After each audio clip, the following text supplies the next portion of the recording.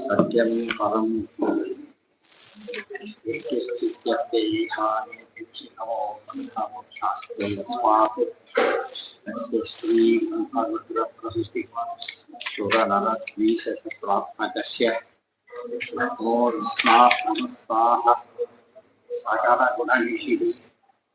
सर्वदोषव्यपेतः पूर्णानन्दो प्रिययो भगवति परमः चिन्तये तन्महम्।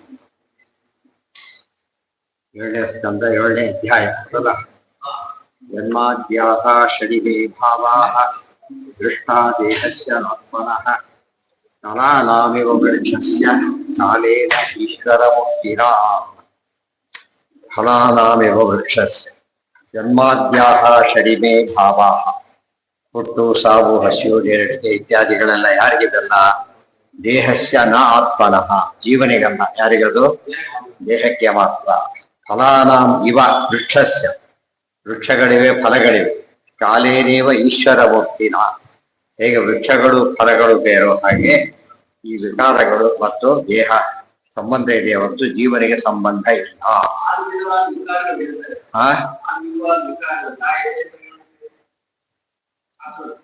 ಷಡ್ ಉರುಬಿಗಳು ಷಡ್ ಉರುಬಿಗಳು ಅಂದ್ರೆ ಷಡ್ ವಿಕಾರಗಳು ಅಲೆಗಳು ಸಮುದ್ರ ಅಲೆಗಳು ಒಂದಾದ ಬರ್ತಾ ಇರುತ್ತೋ ಹುಟ್ಟು ಸಾವುಗಳು ಹಸಿವು ಬಾಯಾರಿಕೆ ಇವೆಲ್ಲ ಮತ್ತು ಬೇಡಿಯೋದು ಕುಗ್ಗೋದು ಆರೋಣ ಏನಂತ ಕರೀತಾರೆ ಷಡೂರ್ಮಿಗಳು ಅಂದ್ರು ಒಂದೇ ಷಡ್ ವಿಕಾರಗಳು ಅಂದ್ರು ಒಂದು ನಾವೇನ್ ತಿಳ್ಕೊಂಡಿದ್ವಿ ನಮಗೇನ್ ತಿಳ್ಕೊಂಡಿದ್ವಿ ನಮಗಲ್ಲ ಯಾರಿಗದು ದೇಹಕ್ಕೆ ಹೊತ್ತು ನಮಗಲ್ಲ.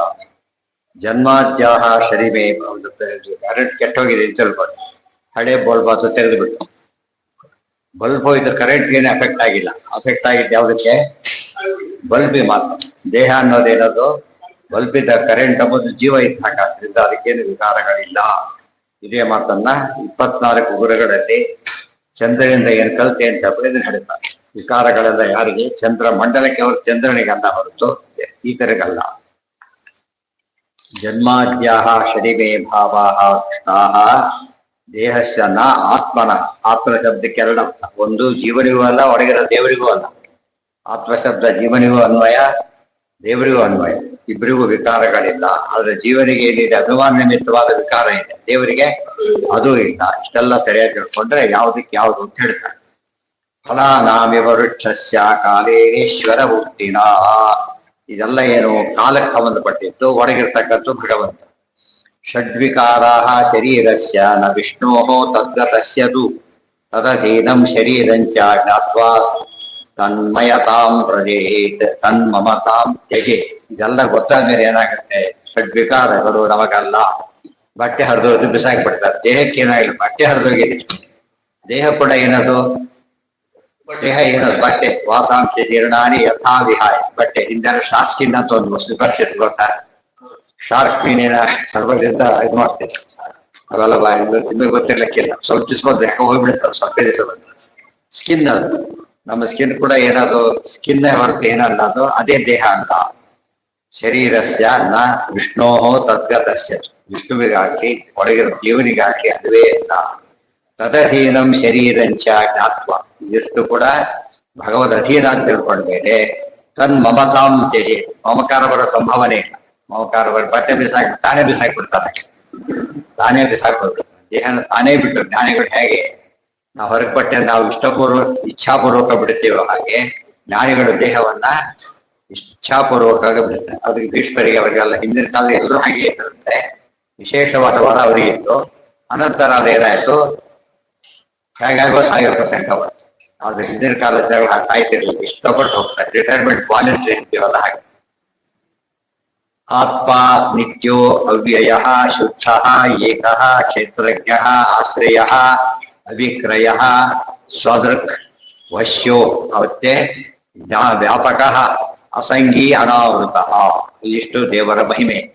ಆತ್ಮ ನಿತ್ಯ ಅವ್ಯಯ ಶುದ್ಧ ದೇವರಿಗೆ ಏ ಕ್ಷೇತ್ರಜ್ಞ ಆಶ್ರಯ ಎಲ್ಲರಿಗೂ ಕೂಡ ಅವಿಕ್ರಿಯ ವಿಕಾರಕ್ಕೊಳಗಾಗೋದಿಲ್ಲ ಮತ್ತು ಸ್ವದೃಕ್ ತನ್ನನ್ನು ತಾನೇ ನೋಡ್ತಾನೆ ಯಾರು ಬೇಕಿಲ್ಲ. ವಶ್ಯ ಇರೋ ವಶ್ಯದಲ್ಲಿ ಇಟ್ಕೊಂಡಿದ್ದಾನೆ. ಸದೃಗ್ವಶ್ಯ ಎಲ್ಲವನ್ನು ನೋಡ್ತಾನೆ, ತನ್ನ ತಾನೇ ವಶದಲ್ಲಿದ್ದಾನೆ. ವ್ಯಾಪಕೋ ಅಸಂಗಿ ಅನಾವೃತ ಸರ್ವತ್ರ ವ್ಯಾಪ್ತನಾಗಿದ್ದಾನೆ. ಅಸಂಗಿ ಯಾವ ಸಂಘಕ್ಕೂ ಒಳಗಾಗೋದಿಲ್ಲ. ಅನಾವೃತ ಯಾವ ಆವರಣವೂ ಭಗವಂತನಿಗಿಲ್ಲ. ಅವರು ಆವರಣವನ್ನು ಹೇಳ್ತಾರಲ್ಲ, ಬ್ರಹ್ಮತ್ವ ಬಿಟ್ಟು ಜೀವತ್ವ ಹೋಗ್ತಾನೆ ಅಂತ ಹೇಳ್ತಾರಲ್ಲ, ಅದಿಲ್ಲ. ಅನಾವೃತ ದೇವರಿಗೆ ಎಂದೂ ಇಲ್ಲ, ಯಾವ ಆವರಣದೂ ಇರ್ಲಿಕ್ಕೆ ಸಾಧ್ಯವೇ ಇಲ್ಲ. ಆವೃತ ಅನಾವೃತ, ಆವರಿಸಲ್ಪಡುವವರು ಆವೃತ, ಆವರಿಸಲ್ಪಡದೇ ಇರುವವರು ಅನಾವೃತ. ದೇಹತತ್ವ ವಿಶ್ವಧೀರತ್ವ ಶರೀರಸ್ಯ ಇಷ್ಟೆಲ್ಲ ತಿಳ್ಕೊಂಡ ಮೇಲೆ ಇದು ದೇವರಿಗೆ ಯಾರೂ ಇಲ್ಲ, ಜೀವನಿಗೆ ಕ್ರಮೆಯಿಂದ ಬಂದಿದೆ, ಧೈರ್ಯಕ್ಕಾಗ್ತದೆ. ಮೂರು ತಿಳ್ಕೊಂಡ ಮೇಲೆ ಏನಾಯ್ತು, ಅಲ್ಲಿಗೆ ನಮಗೆ ಶರೀರದ ಬಗ್ಗೆ ಮಮಕಾರ ಹೋಗ್ಬಿಡುತ್ತೆ. ಆತ ಶಂತದ ರಾಜ, ವಯಸ್ಸಾಯ್ತು, ಸತ್ಯವತಿ ಮದುವೆ ಆದ, ಇಬ್ಬರು ಮಕ್ಕಳಾದ. ಅವರಿಗೇನ್ ಮಾಡಿದ, ಜೀರ್ಣೇನ ದೇಹೇನ ಚ ಕಿಮ್ಮಮೇತಿ, ತುಂಬಾ ಹಳೇದಾಗಿರ್ತಕ್ಕಂಥದ್ದು, ನಾನೇನ್ ಮಾಡಿ ಅಂತೇಳಿ ಸ್ವೇಚ್ಛೆಯ ವರುಣತ್ವಂ ಪಾಪ ನಾ ಇಚ್ಛೆಯ ತರುಗು ತಸ್ಮಿನ್ ಕಾಲೇ ತ್ಯಜ್ಯತೇಹಿ ಫಲಬದ್ಧಿ ವಧಂಬಿಣ. ಮಹಾಭಾರತ ತಾತ್ಪರ್ಯದಲ್ಲಿ 11ನೇ ಅಧ್ಯಾಯದಲ್ಲಿ ವಿಷಯ ಹೇಳ್ಬೇಕಾದ್ರೆ, ಶಂತನು ದೇಹ ಜೀರ್ಣವಾಗಿದೆ, ತಗೊಂಡು ಏನ್ ಮಾಡೋದು ಅಂತ ಬಿಟ್ಟ. ಅದೇ ಮಾತನ ಭಗವದ್ಗೀತೆಯಲ್ಲಿ ವಾಸಾಂಸಿ ಜೀರ್ಣಾನಿ ಅಂತ ಜೀರ್ಣ ಪದ ಅಲ್ಲೇ, ವಾಸಾಂಸಿ ಜೀರ್ಣಾನಿ ಯಥಾ ವಿಹಾಯ ಆತ್ಮ ನಿತ್ಯೋ ಇತ್ಯಾದಿ. ಏತದ್ವಾದಿ ಅಷ್ಟೌ ಪ್ರಕೃತಯ ಪ್ರೋಕ್ತಾಃ ತ್ರಯಃ ಏವ ಹಿ ತದ್ಗುಣಾಃ ವಿಕಾರಾಃ ಷೋಡಶಾಚಾರ್ಯೈಃ ಉಪಾನೇಕಃ ಸಮನ್ವಯಾತ್. ಅಷ್ಟೌ ಪ್ರಕೃತಯಃ 8 ಪ್ರಕೃತಿಗಳು, ಪ್ರೋಕ್ತಾಃ ಗತೆ ತ್ರಯಃ, ಪ್ರೋಕ್ತ ಅದು ಕೂಡಿಸ್ಬೇಕಾಗಿರಬಾರ್ದು. ತ್ರಯಃ ಏವ ಹಿ ತದ್ಗುಣ, 3 ಗುಣಗಳು, ಸತ್ವಗುಣ ರಜೋಗುಣ ತಮೋಗುಣ. ಇವೆಲ್ಲ ಏವಿವು, 5 ಭೂತಗಳು, ಆಮೇಲೆ ಮಹತ್ತತ್ವ ಅಹಂಕಾರ ತತ್ವ ಮತ್ತು ಪ್ರಕೃತಿ, ಇವೆಲ್ಲ ಸೇರಿ ಆದಂತೆ 8 ಪ್ರಕೃತಿಗಳು ಬಂದಿದೆ. ಭಗವದ್ಗೀತೆ ಹೇಳ್ಬೇಕಾದ್ರೆ ಇಷ್ಟು ಕೂಡ ಏನು 8 ಪ್ರಕೃತಿಗಳು ಅಂತ ಹೇಳಿದ್ದಾರೆ. ಅದು 9 ಅಂದ್ರೆ ಸೇರಿಸೋದು, ಅದು 9 ಆಗ. ವಿಕಾರ ಷೋಡಶ ಆಚಾರ್ಯೈ ಉಮಾನೇಕ ಸಮನ್ವಯಾತ್. ದೇಹಸ್ತು ಸರ್ವಸಂಘಾತೋ ಜಗತ್ತಸ್ಥುರಿತಿ ದ್ವಿಧಾ ಅತ್ರೈವ ಮೃಗ್ಯಃ ಪುರುಷೋ ನೇತಿ ನೇತೀತಿ ಅತತ್ಯಜನ್. ದೇಹಸ್ತು ಸರ್ವಸಂಘಾತ, ಎಲ್ಲ ಸೇರಿರೋದೇನು ದೇಹ, ಅದೇ ಪಿಂಡಾಂಡ. ಅದು ಬ್ರಹ್ಮಾಂಡ, ಇದು ಪಿಂಡಾಂಡ. ಷೋಡಶ ಆಚಾರ್ಯ ಏನರ್ಥ, ಆಚಾರ್ಯೈ ಪ್ರೋಕ್ತ, ಆಚಾರ್ಯರಿಂದ ಹೇಳಲ್ಪಟ್ಟಿವೆ. ಸಮನ್ವಯ ಇನ್ನೊಂದು ಅರ್ಥ ಇಟ್ಕೊಂಡ್ರೆ ಅವಕ್ಕೆ ಅಭಿಮಾನಿ ದೇವತೆಗಳ ಸಮೇತ. ಇನ್ನೊಂದು ಸಮನ್ವಯ, ದೇವರು ಯಾರು, ಏಕ ಪುಮಾನ್ ಅಂದ್ರೆ ಪುರುಷ, ಪುರುಷ ಸೂಕ್ತ, ಏಕಃ ಒಬ್ಬನೇ. ಸಮನ್ವಯ ಮತ್ತೆ ಬಂದಿದೆ ಇಷ್ಟೊತ್ತು ಕೂಡ, ಷಟ್ಪಸ್ನಲ್ಲಿ ಬಂತಲ್ಲ, ಅವೆಲ್ಲ ಕೂಡ ಸಮನ್ವಯ, ತತ್ವ ಸಮನ್ವಯ. ಹೆಚ್ಚು ಕಡಿಮೆ ಅನಿಸಿದ್ರೆ ನೀವು ತಪ್ಪು ತಿಳ್ಕೊಂಡಿದ್ರೆ ಸರಿಯಾಗಿ ಮಾಡ್ಕೊಂಡ್ರೆ ಅಷ್ಟೇ ಆಗುತ್ತೆ. ಸರಿಯಾಗಿ ಜೋಡಿಸು ಅಂತಾರಲ್ಲ, ಹಾಗೆ ಜೋಡಿಸು, ಸರಿಯಾಗಿ ಜೋಡಿಸು ಅಂತ ಹೇಳ್ತಾರೆ. ದೇಹಸ್ತು ಸರ್ವಸಂಘಾತ, ಎಲ್ಲದೂ ಸೇರಿದ್ದೆ ದೇಹ. ಜಗತ್ ತಸ್ತು ರೀತಿ 2 ಭಾಗ. ಜಗತ್ ಅಂದ್ರೆ ಚೇತನ, ತಸ್ತು ಅಂದ್ರೆ ಜಡ.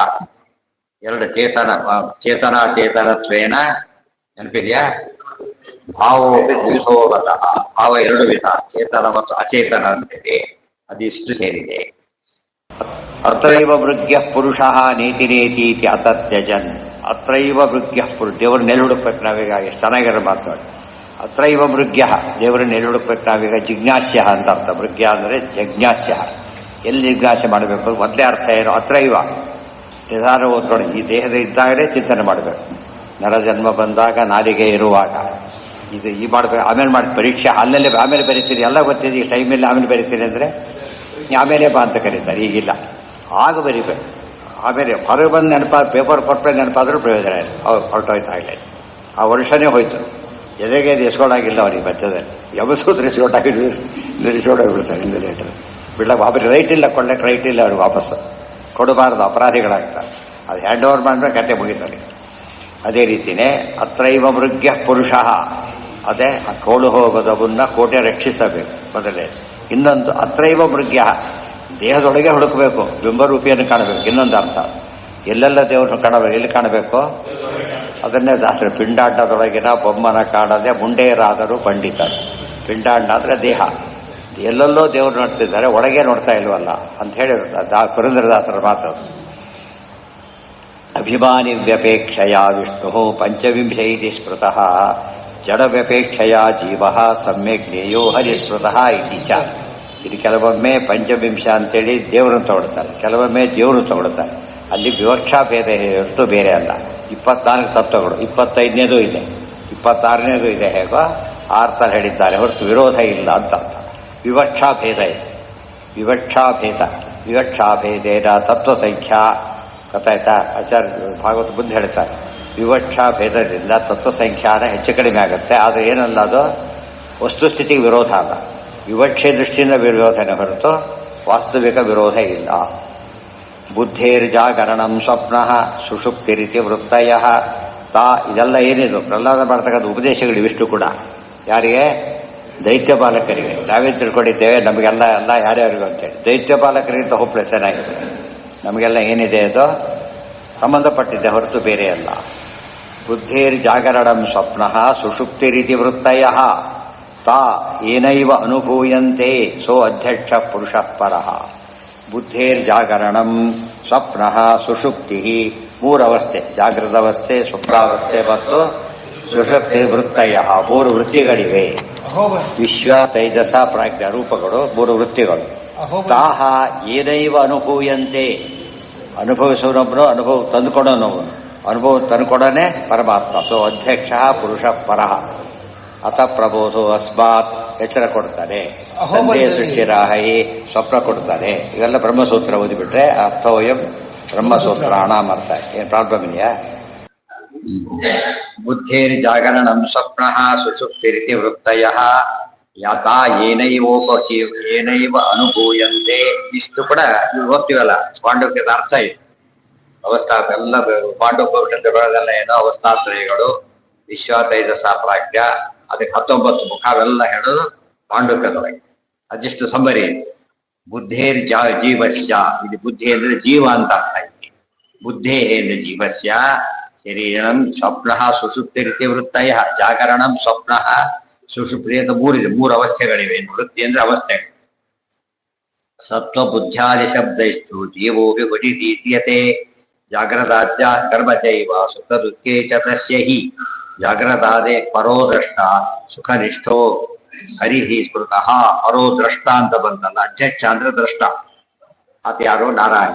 ಎಲ್ಲದಕ್ಕೂ ತಾತ್ಪರ್ಯ ಇಲ್ಲಿ ಜೀವ ಅಂತ ಅರ್ಥ ಬರೆದ್ರು ಬುದ್ಧಿಗೆ. ಇದೇ ಪ್ರಮಾಣ ಕೊಡು. ಏನಂತ? ಸತ್ವ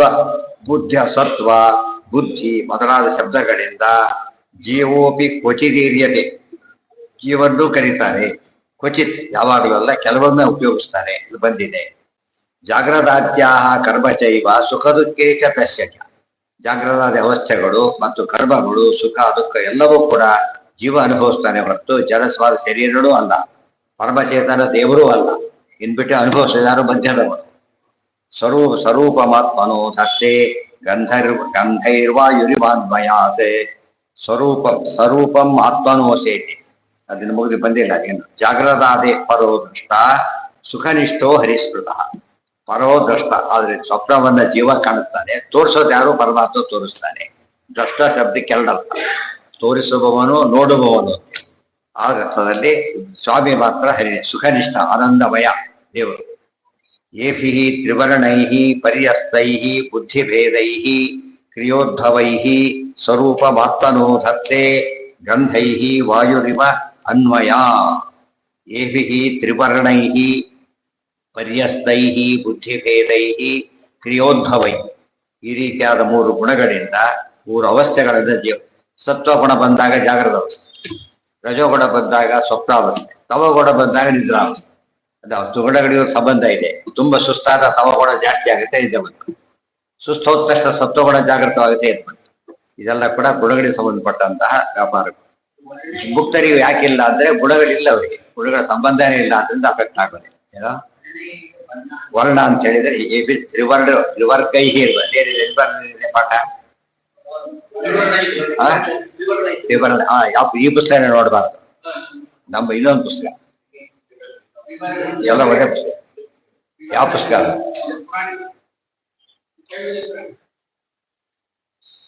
ಬೇರೆ ಪುಸ್ತಕ ಆದ್ರೆ ಆಯ್ತು. ಎಲ್ಲಿದೆ ವಿವರಣೆಗೆ ಇಲ್ಲಿ ವರ್ಣಗಳು ಅಂದ್ರೆ ಏನು, ಅದು ಕರೆಕ್ಟ್ ಯಾವ ದೃಷ್ಟಿಯಿಂದ. ಸತ್ವ ಅಂದ್ರೆ ಬಿಳಿ ಬಣ್ಣ, ರಜಸ್ಸು ಅಂದ್ರೆ ಕೆಂಪು ಬಣ್ಣ, ತಮಸ್ಸು ಅಂದ್ರೆ ಕಪ್ಪು ಬಣ್ಣ. ಆ ಅರ್ಥದಲ್ಲೂ ಕೂಡ ಅದು ಒಂದು ಸ್ವರೂಪಮಾತ್ಮನೋಧತ್ತೆ ಗಂಧೈರ್ವಾಯುರಿವಾನ್ಮಯಾತ್. ಸ್ವರೂಪಂ ಸಮಾನ ರೂಪವನ್ನ ಹೊಂದ್ತಾ ಇವೆ. ಗಂಧೈಹಿ ವಾಯುರಿವ, ಆ ಗಂಧಕ್ಕೆ ತಕ್ಕಂತೆ ಗಾಡಿ ಇದೆ, ಸುಗಂಧವಂತೂ ಒಳ್ಳೆ ಸುವಾಸನೆ, ದುರ್ಗಂಧವಂತೂ ದುರ್ಗಂಧ. ಇದಿಲ್ಲ ಆಟ ದೃಷ್ಟಿ ತಗೊಂಡು. ವಾಯುವಿಗೆ ಏನಿಲ್ಲ ಸ್ವರೂಪತಃ, ವಾಸನೆ ಇಲ್ಲ. ಇರೋದು ವಾಯು, ಯಾರ ವಾಸನೆ ಇರೋದು ಯಾವುದಕ್ಕೆ? ಪೃಥ್ವಿಗೆ ಅಷ್ಟೇ, ಗಂಧವತಿ ಪೃಥ್ವಿ. ಆದ್ರೆ ಅದಕ್ಕೆ ಅಣುಗಳು ಕಣ ಸೇರಿದಾಗ ಏನಾಗುತ್ತೆ, ಅದು ವಾಯುವಿನೇ ಹಾಗೆ ಬೆಳೆಸ್ಬಿಡ್ತೇವೆ. ಕೆಟ್ಟ ಗಾಡಿ, ಆ ಗಾಡಿ ಸುಗಂಧ. ಆಕ್ಚುಲಿ ಗಾಡಿ ಬೇರೆ, ಅದು ಬೇರೆ. ಜೊತೆ ಬಂದಿದ್ದಕ್ಕೆ ಏನಾಯ್ತದು, ಅದಕ್ಕೆ ಅನ್ವಯ ಸೇರಿಸ್ಕೊಂಡು ಬಂದಿದೆ. ಇದು ಬಂದಿದೆ ವಾಯುರ್ಗಂಧ ನಿವಾಸೆಯ, ಎಲ್ಲಿ ಗೀತಾದಲ್ಲಿ ಬಂದಿದೆ. ಆ ದೃಷ್ಟಾಂತ ಅದು ಸ್ವಲ್ಪ ಅನ್ವಯ ಬೇರೆ ರೀತಿ ಮಾಡ್ಕೊಬೇಕು. ಸಜೀವೇನ ಸಹ ಸ್ಥಾನಾತ್ ಸ್ವರೂಪ ಪ್ರದೃಶ್ಯತೆ ಅಗ್ನದೃಷ್ಟ್ಯಾ ನಗ್ನದೃಷ್ಟ್ಯಾ ಯಥಾ ಗಂಧಯುತೋ ನಿರಹ. ಸಜೀವೇನ ಸಹ ಸ್ಥಾನಾತ್ ತತ್ಸ್ವರೂಪ ಪ್ರದೃಶ್ಯತೆ. ನಮ್ಗೆ ಏನಾಗಿದೆ, ದೇಹ ಇದೆ, ಒಳಗೆ ಜೀವ ಇದ್ದಾರೆ ಅಷ್ಟೇ ನಮಗೆ ಗೊತ್ತು. ಒಳಗೆ ದೇವರಿದ್ದರೆ ನಮಗೆ ಗೊತ್ತಿಲ್ಲ. ಏನ್ ಮಾಡ್ಬಿಡ್ತೇವೆ ಎಲ್ಲ, ಜೀವನಿಗೆ ಆಗತ್ತೆ ಅಂತ ಒಂದು ಗುಂಪು, ಜೀವನೇ ಮಾಡ್ಕೊತಾನೆ ಇನ್ನೊಂದು. ಏನಾರು ಹೇಳ್ತಾರೆ ಸರಿ ಅಂತ. ಗಂಧ ದೃಷ್ಟಾಂತ ಯಾತಕ್ಕೆ ಕೊಟ್ಟಿವೆ ಅಂದ್ರೆ, ವಾಯುವಿನಲ್ಲಿ ಯಾವುದೂ ಇಲ್ಲ, ಗಂಧದಿಂದಾಗಿ ಸೇರ್ಕೊಂಡಿದೆ ಅಷ್ಟೇ. ಅದೇ ರೀತಿಯಲ್ಲಿ ದೇವರಿಗೆ ಯಾವುದೂ ಇಲ್ಲ, ಕನೆಕ್ಟೆಡ್ನೇ ಇಲ್ಲ. ಜೀವನಿಗಿದೆ ಬಿಕಾಸ್ ಆಫ್ ಏನದು ಕಾಂಟ್ಯಾಕ್ಟ್. ಜೀವನಿಗೆ ಗಂಧದ ಕಾಂಟ್ಯಾಕ್ಟ್ ಬಂದ್ಬಿಡಿ, ಗಾಳಿನೇ ದುರ್ವಾಸನೆಯಿಂದ ಕರಗುತ್ತೆ. ಯಾತಕ್ಕೆ ಅಂದ್ರೆ ನಮಗೆ ವಿವೇಚನೆ ಮಾಡಿ ಬರೋದಕ್ಕಾಗೋದಿಲ್ಲ. ಜೀವ ದೇಹಕ್ಕಾಗೋದು ಏನಂತ ತಿಳ್ಕೊತಾನೆ, ತನಗೇನು ತಿಳ್ಕೊಂಡ್ಬಿಡ್ತಾನೆ. ಅದಕ್ಕೆ ಭರತ ಹೊಡೆದು ಬಿಡ್ತೀನಿ, ಹೊಡಿ ನನಗೇನಾಗುತ್ತೆ, ದೇಹ ಹೋಗುತ್ತೆ ಅಷ್ಟೇ. ದೇಹ ನಾನು ಅಲ್ಲಲ್ಲ ಅಂತ ಕೇಳ್ತಾನೆ. ಅದೆಲ್ಲ ತನಗೆ ಆಮೇಲೆ ಆಶ್ಚರ್ಯ ಆಗುತ್ತೆ, ಏನಿದು ನಮ್ಗೆ ಅರ್ಥ ಆಗೋದಿಲ್ಲ ಅಂತ ಕೇಳಿದ್ರೆ ಬಿಡಿಸಿ ಹೇಳ್ತಾರಲ್ಲ. ನಾವೆಲ್ಲ ನಮಗೇನ್ ತಿಳ್ಕೊಳ್ಬಾರ್ದು, ನಮ್ಮ ದೇಹಕ್ಕೆ ಏನ್ ತಿಳ್ಕೊಳ್ಬಾರ್ದು. ರೋಗಾದಿಗಳೆಲ್ಲ ಬರೋದು ಯಾವುದಕ್ಕೆ, ದೇಹಕ್ಕೆ. ಅನುಭವ ಜೀವನಿಗೆ, ಅನುಭವ ಜೀವನಿಗೆ. ಇದು ಅರ್ಥ ಮಾಡ್ಕೊಂಡ್ರೆ ಕಾರ್ ಮುರಿದ ಕಾರ್ಗೆ ಏನೂ ಆಗಿಲ್ಲ, ಇದು ಅಷ್ಟೇ ಅಷ್ಟು ಅದು ಜನಪದ ಅರ್ಥ. ಓನರ್ಗೆ ಅಫೆಕ್ಟ್ ಶುರುವಾದ. ಅವನೇನ ಚೆನ್ನಾಗಿ ಇನ್ಶೂರ್ ಮಾಡಿ ಬಂದ್ಬಿಟ್ಟಿರ್ತಾನೆ, ತಾನೇ ಹಾಳು ಮಾಡ್ಬಿಡ್ತಾನೆ. ಕೆಲವು ಸಲ ಎಷ್ಟೋ ಸರ್ತ ಮನೆ ತಾವೇ ಬೆಂಕಿ ಇಟ್ಬಿಟ್ಟು ಕಾಂಪೆನ್ಸೇಷನ್ ಕ್ಲೇಮ್ ಮಾಡ್ತಾರೆ. ಅದಕ್ಕೆ ಅದು ಹಳೇದಾಗಿರುತ್ತೆ, ದುಡ್ಡು ಬರುತ್ತೆ ಅಂತ ಮೋಸ. ಬಟ್ ಅದಾಗಿ ಹೋದ್ರೆ ಏನಾಗುತ್ತೆ, ಅದು ಲೆಜಿಟಿಮೇಟ್ ಅಂತ ತೊಗೊಳಕ್ ಬರುತ್ತೆ, ತಪ್ಪಿಲ್ಲ. ಆ ದೃಷ್ಟಿಯಿಂದ ನಾವಾಗಿ ಹಾಳು ಮಾಡ್ಕೊಳ್ಳೋ ಹಕ್ಕು ನಮಗಿಲ್ಲ, ಮಾಡ್ಕೊಂಡ್ರೆ ಅಪರಾಧ. ಏತದ್ವಾರೋ ಹಿ ಸಂಸಾರೋ ಗುಣಕರ್ಮ ನಿಬಂಧನ ಅಜ್ಞಾನ ಮೂರು ಅಪಾರ್ಥೋಪಿ ಪುಂಸಃ ಸ್ವಪ್ನ ಇವ ಆಪ್ಯತೆ. ಏತದ್ವಾರೋ ಹಿ ಸಂಸಾರ, ಇದರಿಂದ ಸಂಸಾರ ಬರೋದು ಯಾತಕ್ಕೆ ಅಂದ್ರೆ ಈ ಮೂಲಕನೇ ಸಂಸಾರ. ಭ್ರಮೆನೇ ಎಂಟ್ರಿ ಕೊಡೋದು, ಗೊತ್ತಾಯ್ತಾ? ಯಾತಕ್ಕೆ ಬಂತು, ಆ ನೀರು ಕುಡಿದ್ಯಾ ಅಕ್ ಬಂದೆವು, ಈ ಊಟ ಮಾಡಿದ್ಯಾ ಹೀಗಾಗಿದೆ ಅಂತ ಹೇಳ್ತಾರೆ. ನಮ್ಗೆ ಆಹಾರದಿಂದ ದೇಹಕ್ಕೆ ದೋಷ ಬರುತ್ತಲ್ಲ, ದೇಹ ದೋಷ ನಮಗೆ ಅಂತ ಭ್ರಮೆ ಬಂತು. ಒಂದು ಕಲಿಕ್ಕೆ ಅದು ನೀರಿಗೆಲ್ಲಿಂದ ಬಂತು, ಯಾರೋ ಕಲಿಸಿದ್ರು, ಅದಕ್ಕೆ ಇನ್ನೊಂದು ಏನೋ ಲಿಂಕ್ ಬಂತು. ಒಂದು ಏನಂತಾರೆ, ಅದಕ್ಕೆ ಕಾರಣ ಪರಂಪರೆನೇ. ಆದ್ರೆ ಆ ಕಡೆಯಿಂದ ದೇವರು, ಈ ಕಡೆಯಿಂದ ನಾವು, ಮಧ್ಯದಲ್ಲಿ ಇವೆಲ್ಲ ಸೇರ್ಕೊಂಡ್ಬಿಟ್ಟು ನಾವೇನ್ ತಿಳ್ಕೊಂಡ್ಬಿಡ್ತೇವೆ, ಎಲ್ಲ ಬಿಟ್ಬಿಡ್ತೇವೆ, ಎಲ್ಲ ನಾನು ನಾನು ಅನ್ಕೊಂಡ್ಬಿಡ್ತಾನೆ. ಇದು ಭ್ರಮೆ. ಇದಕ್ಕೇನಂತ ಕರೀತಾರೆ, ಭ್ರಮೆ ಅಂತ ಕರೀತಾರೆ. ಏತದ್ವಾರೋ ಹಿ ಸಂಸಾರೋ ಗುಣಕರ್ಮ ನಿಬಂಧನ. ಗುಣಗಳು ಅಂದ್ರೆ ಸತ್ವಾದಿ ಗುಣಗಳು, ಮೂರನೇತ ಸ್ವಭಾವ ಗುಣಗಳು, ಅನಂತರ ಕರ್ಮಗಳು, ಅದರ ನಿಬಂಧನ ಅದರಿಂದ ಬರ್ತಾ ಇದೆ. ಅಜ್ಞಾನ ಮೂಲು ಅಪಾರ್ಥೋಪಿ, ಇದೆಲ್ಲ ಅಜ್ಞಾನನೇ ಮೂಲ ಇರುತ್ತೆ. ಈ ಅಜ್ಞಾನ ಯಾರಿಗೆ ಹೇಳ್ತಾರೋ ಅವರು ದೇವರಿಗೆ ಹೇಳಿರ್ತಾರೆ. ದೇವರಿಗೆ ಅಜ್ಞಾನ ಹೇಳಬಾರ್ದು, ಯಾರಿಗೆ ಹೇಳಬೇಕು, ನಮಗೆ ಅಜ್ಞಾನ ಅಂತ ಹೇಳೋದಕ್ಕೆ ಸ್ವರೂಪಾಜ್ಞಾನವಾದಸ್ಯ ನಿರ್ದೋಷತ್ವ ನ ತತ್ವವೇ. ಜೀವನಿಗೆ ಅಜ್ಞಾನ ಅಂತ ಹೇಳಿದ್ರೆ ಏನು ಸಮಸ್ಯೆ ಇದೆ, ದೇವರಿಗೆ ಅಜ್ಞಾನ ಅಂತ ಹೇಳ್ಬಾರ್ದು, ಅದು ತಪ್ಪು.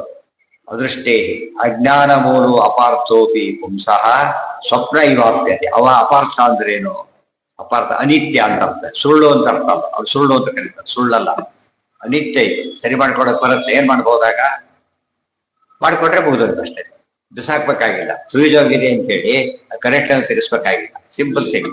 ಕೆಲವು ಹಾಗಲ್ಲ, ನಾಶ ಆಗಿದೆ. ನಮ್ಗೆ ಅಂತ ನಾಶ ನಮ್ಗೆ ಆಗೋದಿಲ್ಲ ಅಂತ ಜೀವನಿಗೆ ಎಚ್ಚರ ಇದ್ರೆ ದುಃಖ ಆಗೋದಿಲ್ಲ. ಅಜ್ಞಾನ ಮೂಲು ಅಪಾರ್ಥೋಪಿ ಪುಂಸಃ ಸ್ವಪ್ನ ಇವಾಪ್ಯತೆ. ಅದೃಷ್ಟೇ ಜೀವಪರಯೋ ಭೇದ ಶಾಪ್ನೋತಿ ಸಂಸ್ಕೃತಿ ಅಭೇದ ನಿಶ್ಚಯಾದ್ಯಾತಿ ತಮೋ ನಾಸ್ತ್ಯತ್ರ ಸಂಶಯ ಇತ್ತೀಚ. ಒಟ್ಟಿನ ಮೇಲೆ ನಮ್ಮ ಅಜ್ಞಾನ ಇರೋದು ಎಲ್ಲಿ ಗೊತ್ತಾ? ಭಾರಿ ದೊಡ್ಡ ಅಜ್ಞಾನ ಎರಡಿದೆ. ಹೊರಗಿನ ದೇಹದ ಬಗ್ಗೆ ನಾವೊಂದು ತಿಳ್ಕೊತೇವೆ, ಒಳಗಿನ ದೇವರ ಬಗ್ಗೆ ಇಲ್ಲ ಅಂತ ತಿಳ್ಕೊಂಡ್ಬಿಡ್ತಾನೆ. ಇಲ್ಲ ಅವನು ನಾನೇ ಅನ್ಕೊಂಡ್ಬಿಡ್ತಾನೆ. ಎರಡು ತಪ್ಪು. ದೇಹನೇ ಅನ್ಕೊಳ್ಳೋದು ಒಂದು ತಪ್ಪು, ಒಳಗಿರೋ ದೇವರ ಅನ್ಕೊಳ್ಳೋದು ಒಂದು ತಪ್ಪು, ಒಳಗೆ ಯಾರು ಇಲ್ಲ ಅನ್ನೋ ಮತ್ತೊಂದು ತಪ್ಪು. ಈ ತಪ್ಪುಗಳೇ ಯಾವ್ದಕ್ಕೆ ಕಾರಣ? ಸಂಸಾರಕ್ಕೆ ಕಾರಣ. ತಪ್ಪನ್ನು ಯಾವತ್ತು ತಿದ್ಕೊಂಡ್ಬಿಡ್ತಾನೆ ಅವಾಗ ಏನಾಗುತ್ತೆ? ಸಂಸಾರ ಪರಿಹಾರ ಆಗ್ಲೇಬೇಕು. ಅದೃಷ್ಟೇ ಜೀವಪರಯೋಹೋ ಭೇದಸ್ಯ, ಜೀವಪರಯೋಹೋ ಜೀವಾತ್ಮ ಪರಮಾತ್ಮರಲ್ಲಿನ ಭೇದಸ್ಯ ಭೇದದ ಅದೃಷ್ಟೇ ಯಾವಾಗ ಕಾಣದೆ ಹೋಗುತ್ತೆ ಆಗ ಸಂಸ್ಕೃತಿ ಮಾಪ್ನೋದು, ಸಂಸಾರಕ್ಕೊಳಗಾಗಿಬಿಡ್ತಾನೆ. ಅಭೇದ ನಿಶ್ಚಯಾದ್ಯಾದಿ, ಅದೇ ಭಯ ಮಾಡಬೇಕು. ಈಗ ನಾವು ಎಲ್ಲರಿಗೂ ಕನ್ಫ್ಯೂಷನ್ ಇದೆ. ಯೋಗ್ಯರು ಏನ್ ಮಾಡ್ತಾರೆ? ಕಳ್ಕೊಂಡ್ಬಿಟ್ಟು ಓಹೋ ದೇವರು ಬೇರೆ ಜೀವ ಬೇರೆ ದೇಹ ಬೇರೆ ಎಲ್ಲ ಇಟ್ಕೊಂಡು ಉದ್ಧಾರ ಆಗ್ಬಿಡ್ತಾರೆ. ಅದ್ ಬಿಟ್ಬಿಟ್ಟು ಅಭೇದ ನಿಶ್ಚಯ, ಇಲ್ಲ ಅಭೇದನೇ ನಿಶ್ಚಯ ಅಂತ ಹೇಳ್ಬೋದು. ಯಾವ್ದಕ್ಕೆ ಅಭೇದ? ದೇಹಕ್ಕೂ ಜೀವಕ್ಕೂ ಅಭೇದ. ಇದೇನಂತೂ ಜಡ ಜೀವ ಅಭೇದ ತಿಳ್ಕೊಂಡಾಗಾಯ್ತು. ಜೀವರಿಗೂ ದೇವರಿಗೂ ಅಭೇದ, ಜೀವ ಈಶ್ವರ ಭೇದ ತಿಳ್ಕೊಂಡಾಗಾಯ್ತು. ಮತ್ತೆ ಇಲ್ಲಿ ಎಲ್ಲರೂ ಒಂದೇ ಆತ್ಮ ತಿಳ್ಕೊಂಡ್ಬಿಟ್ಟು ಜೀವ ಅಭೇದ.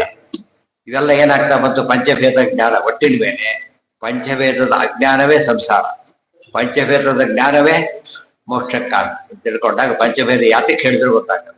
ಪಂಚಭೇದ ಯಾತಕ್ಕೆ ಹೇಳಿದ್ರು ಅನ್ನೋದಕ್ಕೆ ಇದು ಕಾರಣ. ಅದೃಷ್ಟೇ ಹೇಳಿದ ಯಾವುದೋ ಒಂದು ಬಿಲ್ಲು ಬಂತು, ನೋಡ್ಲಿಲ್ಲ, ಗಾಬರಿ ಆಗಿಬಿಟ್ಟ. 10 ಲಕ್ಷ ಕೊಡಬೇಕು ಅಂತ ಬಂದು ಗಾಬರಿ ಆಗಿಬಿಟ್ಟ. ನೋಡ್ತಾರೆ ಬೇರೆಯವ್ರ ಮನೆ ಹಬ್ಬ ತಕ್ಷಣ ಹೊರಟಿರುತ್ತೆ. ನಂದೊಂದು ತಿಳ್ಕೊಂಡಿದ್ದ ಏನಾಯ್ತು ಅಲ್ಲಿಗೆ? ಭಾರಿ ಗಾಬರಿ ಆಗಿಬಿಟ್ಟ. ಅಲ್ಲ ಅದು ಗೊತ್ತಾದ ತಕ್ಷಣ ಹೊರಟು. ಎಷ್ಟು ಸಿಂಪಲ್. ಅದೇ ರೀತಿನೇ ಆಗಿದೆ. ದೇಹಕ್ಕಾಗ ನಮಗೆ ತಿಳ್ಕೊಂಡ್ಬಿಟ್ಟಿದೆ, ಇದು ಸಮಸ್ಯೆ. ಆ ಸಮಸ್ಯೆನೇ ಇಲ್ಲ.